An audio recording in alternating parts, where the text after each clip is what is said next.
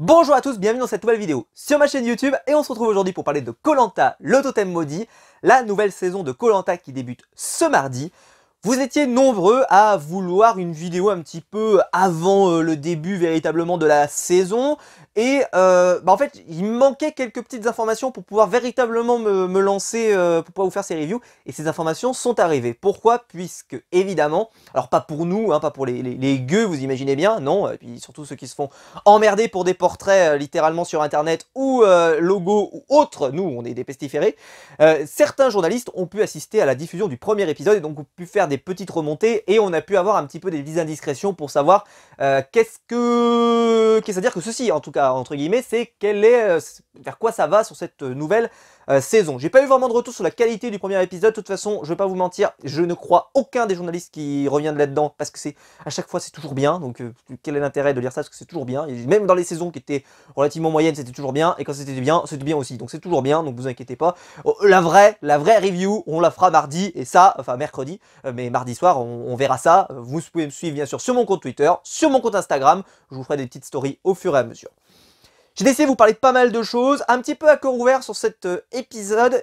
J'ai dû mettre un titre un peu, je sais pas, un peu générique sur la saison, pour qu'on évoque quelques petits sujets sur cette saison. Alors déjà, on va commencer par le premier, le sujet peut-être le plus important, et après j'arriverai sur le sujet prioritaire secondaire.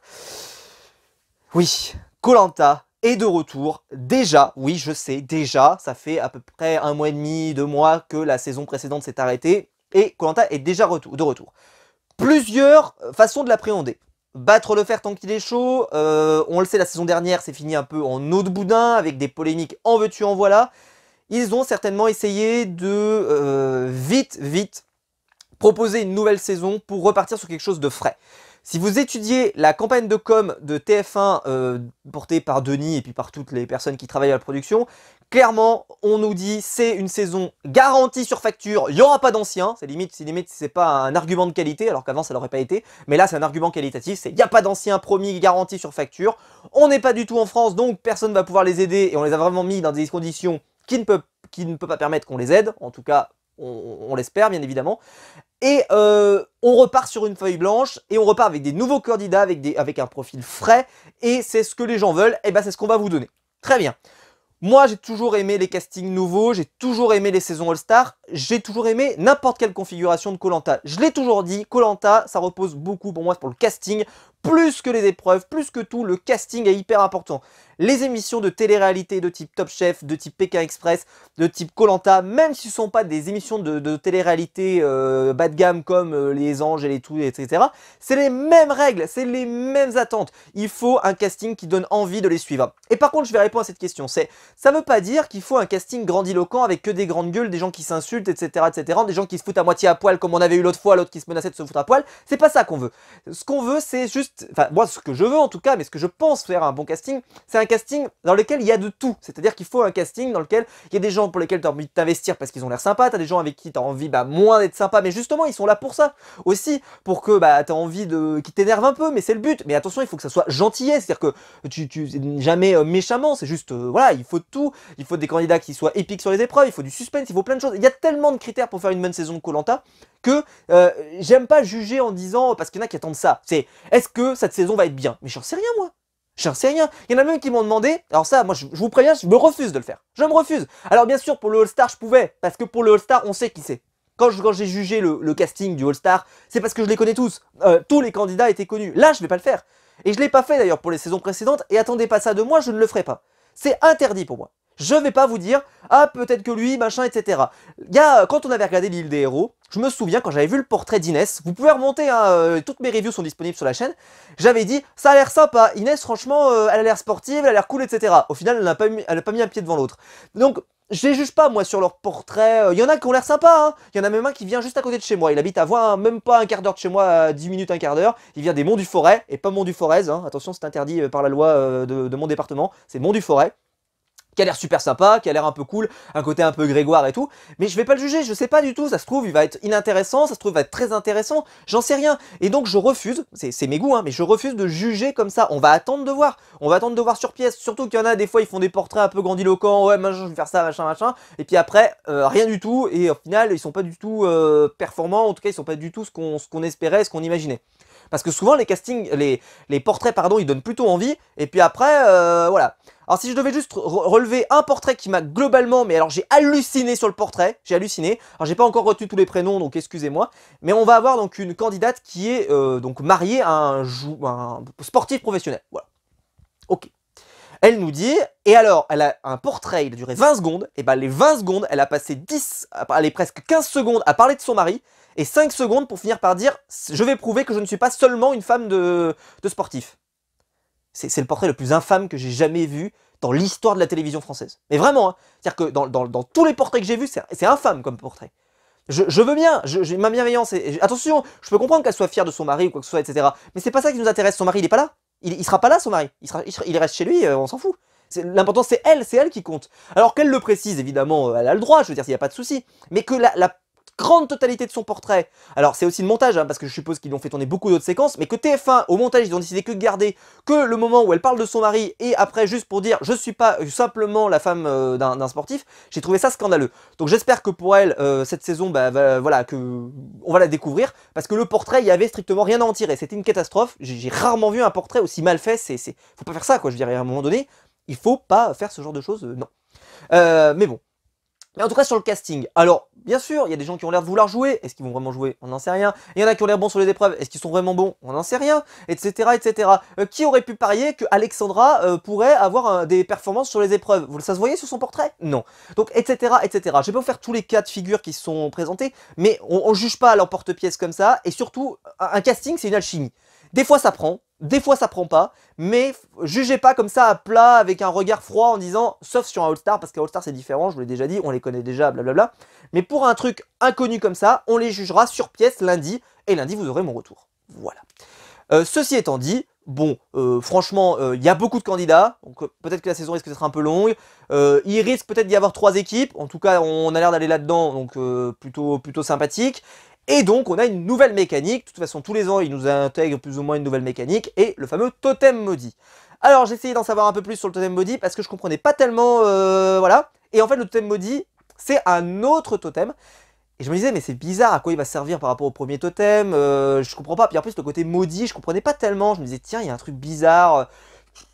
Parce que qu'est-ce qui peut être pire que d'aller au conseil et d'éliminer quelqu'un, tu vois, ils vont faire quoi? Je comprenais pas tellement. Et en fait, le totem maudit ne va pas concerner l'épreuve d'immunité, mais va concerner l'épreuve de confort. C'est-à-dire qu'il y aura un totem classique, normal, pour l'épreuve d'immunité. Donc l'équipe qui gagnera l'épreuve d'immunité, bien entendu, aura le totem et n'ira pas au conseil, comme d'habitude, pas de souci. Et certainement que s'il y a 3 équipes, l'équipe perdante ira au conseil. Là, on risque d'avoir, normalement, en tout cas d'après ce que j'ai compris, donc un totem maudit, mais qui concernera donc l'épreuve de confort. Et donc s'il y a bien 3 équipes, il y aura certainement une équipe qui recevra un confort, une deuxième équipe qui peut-être recevra également un confort, mais peut-être différent, peut-être moins intéressant, ou peut-être que la première équipe, par exemple, qui aura gagné, choisira en premier, la deuxième choisira ce qui reste, et la troisième aura un totem maudit, c'est-à-dire pire que rien, peut-être qu'ils leur enlèveront quelque chose, ou peut-être qu'ils auront une malédiction, ou peut-être qu'ils auront par exemple un handicap pour l'épreuve d'immunité qui arrive à la suite, par exemple.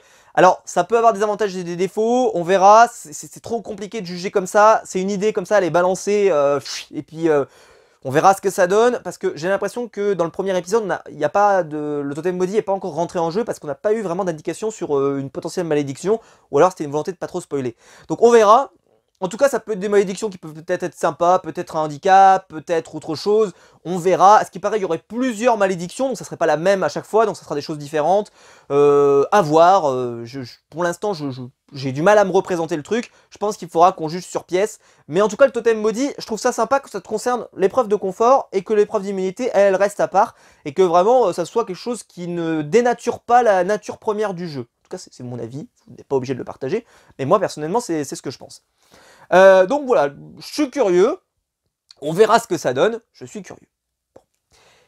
Il reste un dernier point qu'il faut qu'on aborde, évidemment. Alors, je vais pas revenir sur la polémique autour du pompier qui a commis un homicide involontaire.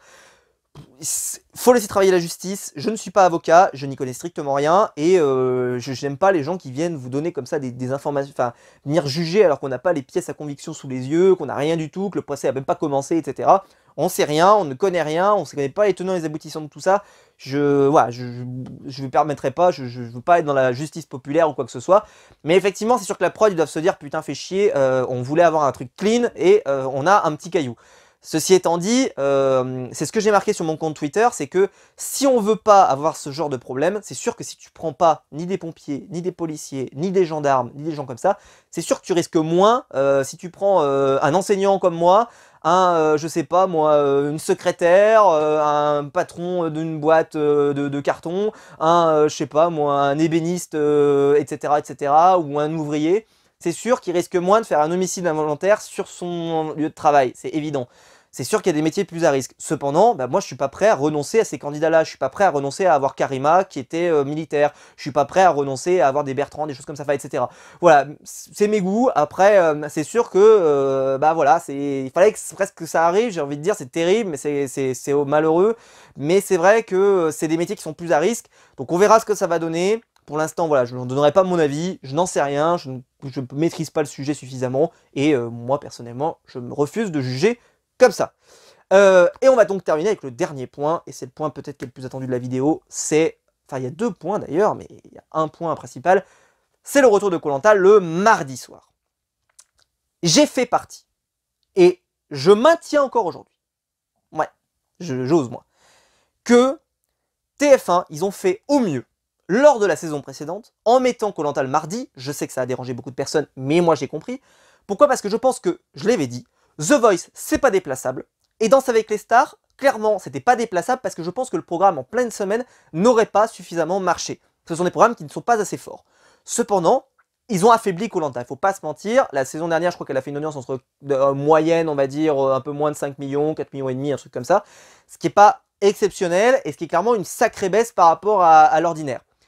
Je vais faire simple, pour pas trop compliquer. J'ai un avis qui est clair sur cette nouvelle saison le mardi, c'est là je suis pas d'accord. Lors d'avant, j'étais d'accord. Parce que pour moi, c'était la meilleure case pour The Voice, la meilleure case pour Danse avec les stars et la meilleure case pour Koh Lanta. Ok, ça va. Là, je suis désolé, hein, avec tout le respect que je peux avoir pour Masked Singer, vraiment, c'est-à-dire que c'est ça qui va aller le vendredi soir. C'est-à-dire que c'est ça le programme qui vraiment mérite la case du vendredi soir. Non, excusez-moi, non. De toute façon, je pense pas que le programme puisse... Enfin, moi, j'aime pas le programme, mais il y a des gens qui aiment. Je juge pas, il y a des gens qui aiment, des gens qui aiment pas, etc. Mais ceci dit, franchement, c'est vraiment ça le programme du vendredi, c'est vraiment ça, alors que, honnêtement, il l'aurait déplacé, ça se serait voté le mardi, etc. Parce que c'est quoi, si ça se trouve, ça va se voter comme le truc avec les zombies, là, le fameux District Z, et voilà, et ils vont se retrouver comme des couillons. Et je pense qu'ils sont en train de sacrifier Koh Lanta là pour une deuxième fois, pour un programme qui pour moi le mérite pas.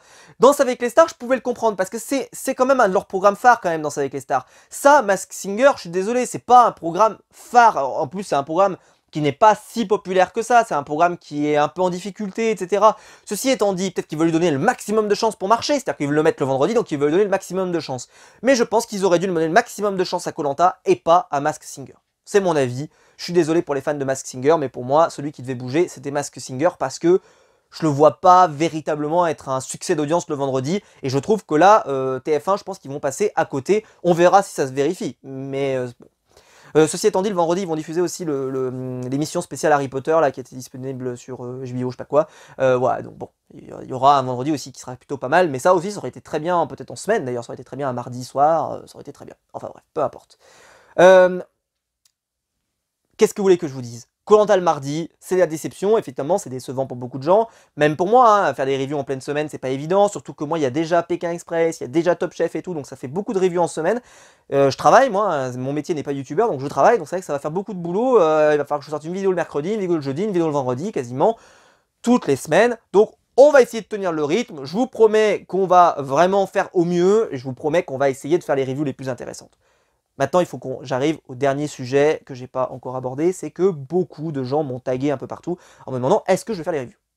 Est-ce qu'on va faire les lives cette année? Alors, je vous l'annonce, donc mardi, on se retrouvera en live à 18h30 et pas à 19h.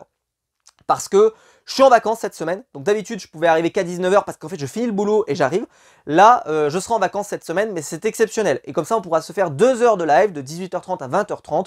Et comme ça, après, j'aurai le temps de manger, bien sûr, avant le début de l'émission koh Lanta. Et on se fera 2 heures de live, donc n'hésitez pas à vous abonner pour pas rater ça. Je pense que ça va être plutôt sympa. On reviendra un petit peu sur tout. On reparlera peut-être de justement de certains qu'on estime comme étant peut-être des favoris sur le papier. On donnera quelques petites tendances. On discutera et on débattra justement de ce totem maudit ou de toute autre chose.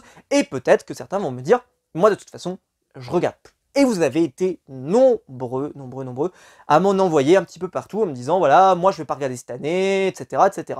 Et il y en a beaucoup qui m'ont dit, mais non, moi je regarde. Et peut-être que vous attendez mon avis. Alors vous l'avez compris, puisque je viens de vous dire que à 18h30 je fais un live mardi, bien sûr que je vais regarder le programme. Je vais juste vous dire un truc, très rapide, c'est que moi j'ai toujours regardé koh Lanta, j'ai toujours regardé Pékin Express et j'ai toujours regardé Top Chef. Même à des moments où les audiences n'étaient pas bonnes. Pékin Express a fini par s'arrêter d'ailleurs, ils ont fait une pause, parce que les audiences étaient mauvaises, et moi j'étais encore là. J'étais encore là, parce que c'est des programmes que j'aime. Top Chef, pareil, il y a eu une baisse assez significative avant qu'ils refassent la formule avec les nouveaux chefs, ensuite le système des brigades, etc., qui a bien relancé le programme.